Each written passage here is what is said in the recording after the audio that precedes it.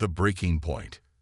Commander Elena Reyes stood at the viewport of the diplomatic vessel Terrestrial Envoy, watching the stars. Behind her, the hushed voices of her team discussed strategy for what might be their final appearance before the Galactic Assembly. 6 years of negotiations, and Earth was still being denied full membership status. "They've made their decision already," said Dr. Marcus Chen, Earth's leading xenobiologist and cultural advisor. "We're wasting our time." Elena turned from the viewport, her dark eyes reflecting starlight. "Then we'll waste it one last time. Protocol Sentinel is ready if we need it." The mention of Protocol Sentinel silenced the room.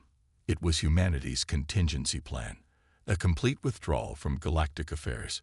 Once considered extreme, now it felt inevitable.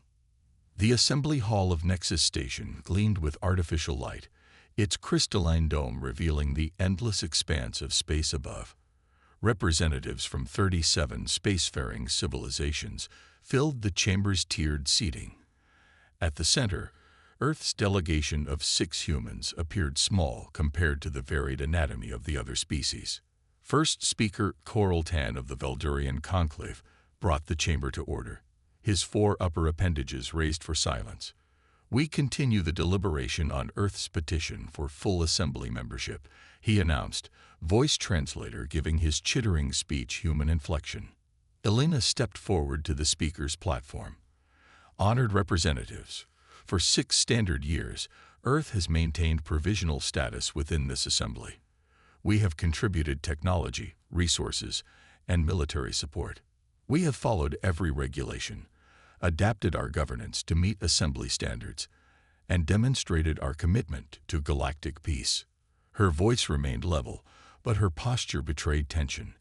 "Our petition includes comprehensive documentation of these contributions. The question remains simple. What more must Earth do to be recognized as equals?" Murmurs rippled through the assembly.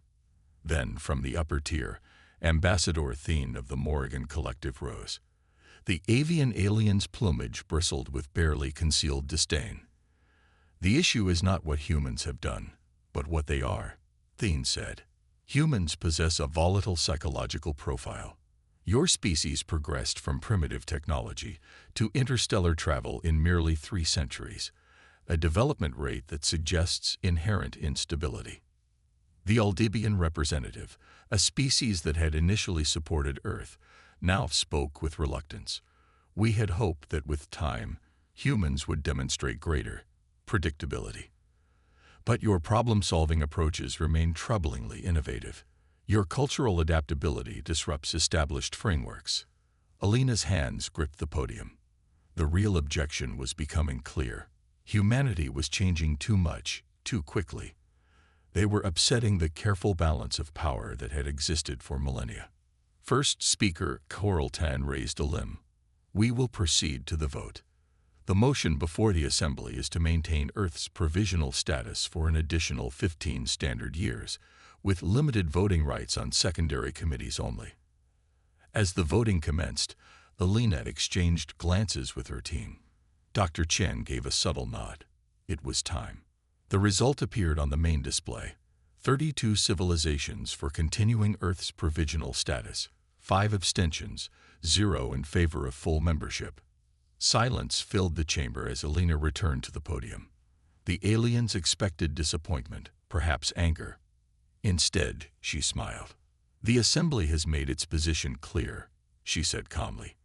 "Therefore, it is with careful consideration that I announce Earth's withdrawal from the Galactic Assembly, effective immediately." Gasps and translator glitches echoed across the chamber. No species had ever voluntarily withdrawn. "Commander Reyes," First Speaker Coral Tan began, his translator struggling to convey his alarm. "This is unprecedented. Without assembly protection, Earth would be vulnerable to..." "To what, First Speaker?" Elena interrupted. "To exploitation. To being treated as less than equals. We already experienced that within the Assembly." Ambassador Thien's translator squawked with indignation. "This is foolishness. You would isolate your species over wounded pride." "Not pride, Ambassador. Self-respect." Elena's voice remained steady. Humanity entered space hoping to find partners. Instead, we found a hierarchy unwilling to evolve, so we will evolve without you. The Morrigan representative's feathers flared. Your trade routes depend on assembly protection. Your colonies require our technological support. What will humans do alone in a galaxy that has existed in balance for 12,000 years? Elena gathered her materials and signaled her team to prepare for departure. What have humans always done when faced with impossibility? Ambassador, we'll find another way. As the Earth delegation moved toward the exit, the Eldebian representative hurried to intercept them. Commander, please reconsider. There are sympathetic voices here. Given time. We've given time, Elena replied. Now, we'll take it back. Before leaving, Elena turned to address the Assembly one final time. The Assembly has forgotten that diversity of thought is strength, not weakness. When we meet again, it will be as equals or not at all. The doors sealed behind the human delegation with finality, leaving the Assembly in disarray. Aboard the terrestrial envoy, Elena sent a simple message to Earth Command. Protocol Sentinel authorized. The response came immediately. Acknowledged. All human vessels and installations initiating synchronized withdrawal. Return home, Commander. The real work begins now.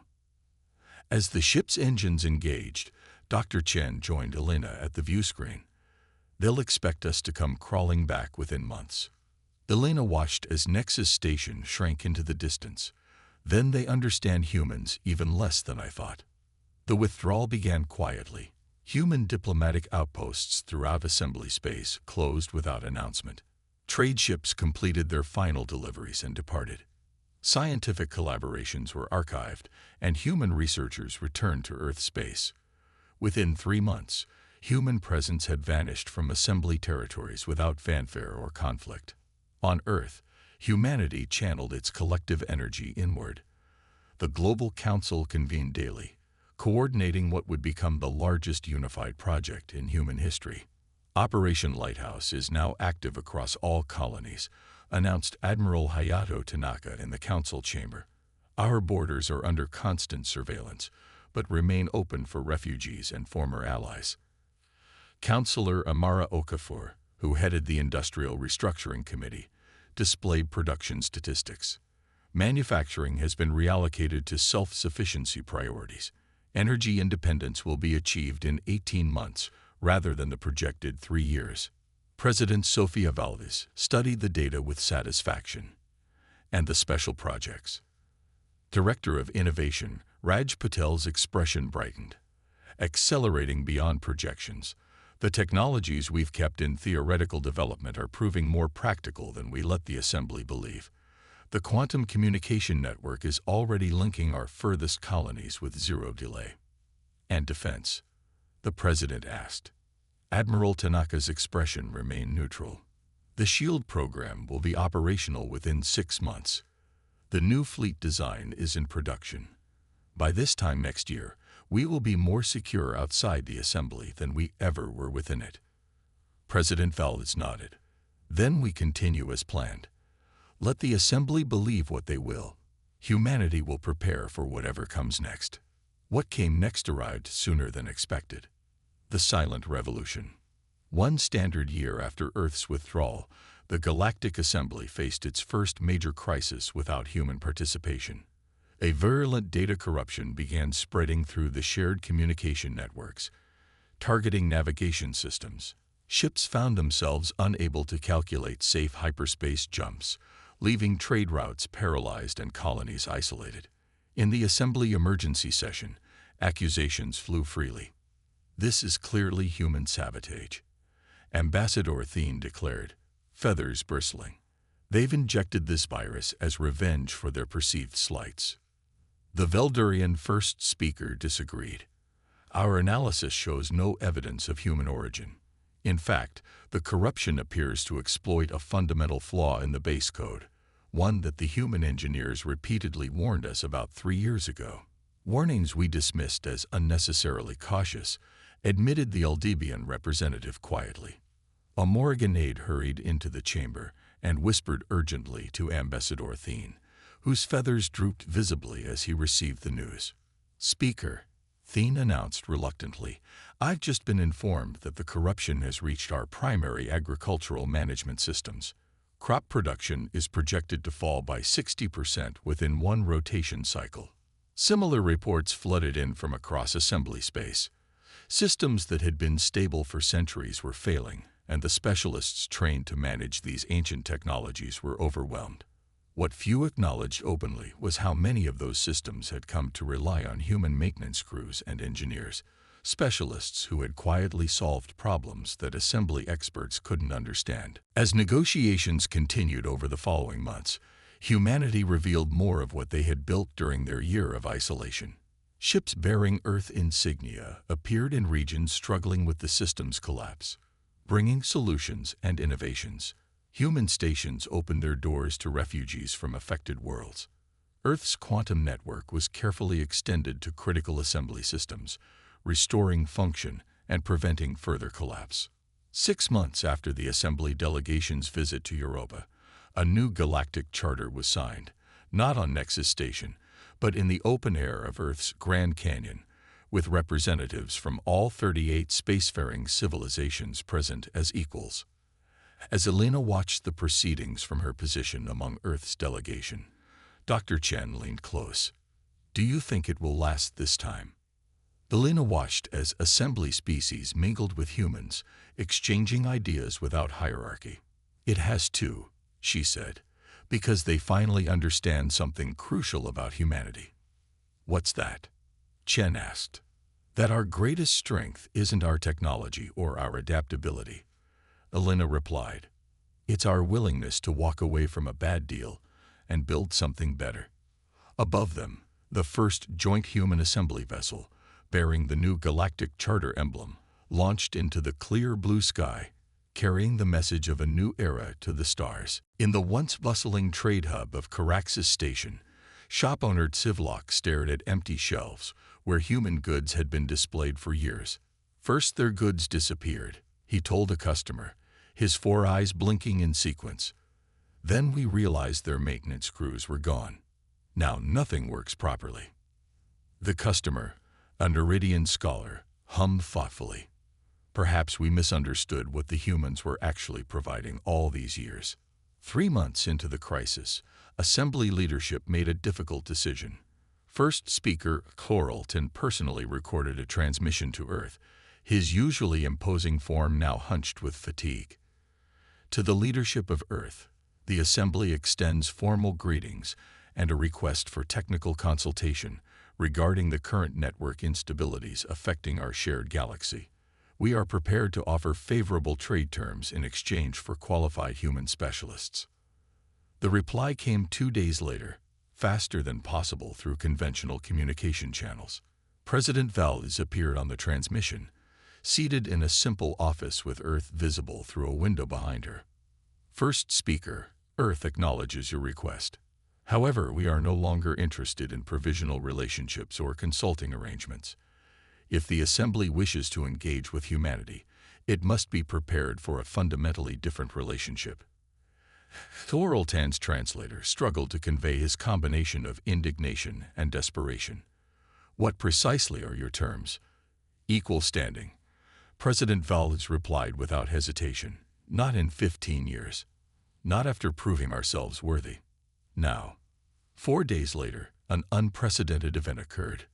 The entire Assembly Leadership Council arrived at the edge of Earth space aboard the ceremonial vessel Eternal Accord. They requested permission to enter Earth territory, a formality never before extended to humans. Permission was granted, but the coordinates provided directed them not to Earth, but to Europa, a once minor human outpost orbiting Jupiter. What the Assembly delegation found there defied their understanding. A vast complex of structures extended across Europa's surface and deep beneath its ice. Ships of unfamiliar design moved with impossible precision through the space around Jupiter. Energy readings suggested power generation capabilities far beyond what humans had ever demonstrated in assembly space. Their shuttle was directed to a landing bay where Commander Elena Reyes, now bearing the insignia of Earth's Diplomatic Defense Corps, waited with a small reception committee. "Welcome to Europa Command," she greeted them. "You're the first assembly delegation to visit a true human installation." First speaker Coraltan struggled to maintain his composure. "This facility, it was not in any registry." "Of course not," Alina replied, leading them through corridors humming with activity. "The assembly only saw what we chose to share." In a spacious conference room overlooking Jupiter's swirling clouds, the assembly leaders were confronted with the full reality of what humanity had become in their absence. Director Paddle demonstrated the quantum communication network that had rendered traditional communication obsolete. Admiral Tanaka outlined the defensive shield system now protecting all human worlds, technology the assembly had declared theoretically impossible. Dr. Chen presented biological advancements that had eliminated diseases that still plagued assembly worlds. "Why show us this now?" asked the Aldivian representative, mandibles clicking in agitation. "Because you need to understand," Alina explained, "that humanity doesn't need the assembly. We wanted to be partners, not subordinates. Now you must decide if you want to be our partners." Ambassador Thien, unusually subdued, gestured to the displays showing the spreading system failures throughout assembly space. "And these problems. Will you assist with them?" "Yes," President Valves confirmed, joining them via quantum projection, so realistic she seemed physically present. "But not because you've offered payment, because allowing this crisis to spread ultimately harms everyone, including us. That's something the assembly never understood about humans. We see the bigger picture." First speaker Kvoraltan performed the Veldurian gesture of acceptance, lowering all four upper limbs. "The assembly is prepared to discuss new terms of engagement." "Good," President Valles replied. "Because the first item on our agenda isn't just fixing your current problems. It's rebuilding the entire framework of galactic cooperation as equals."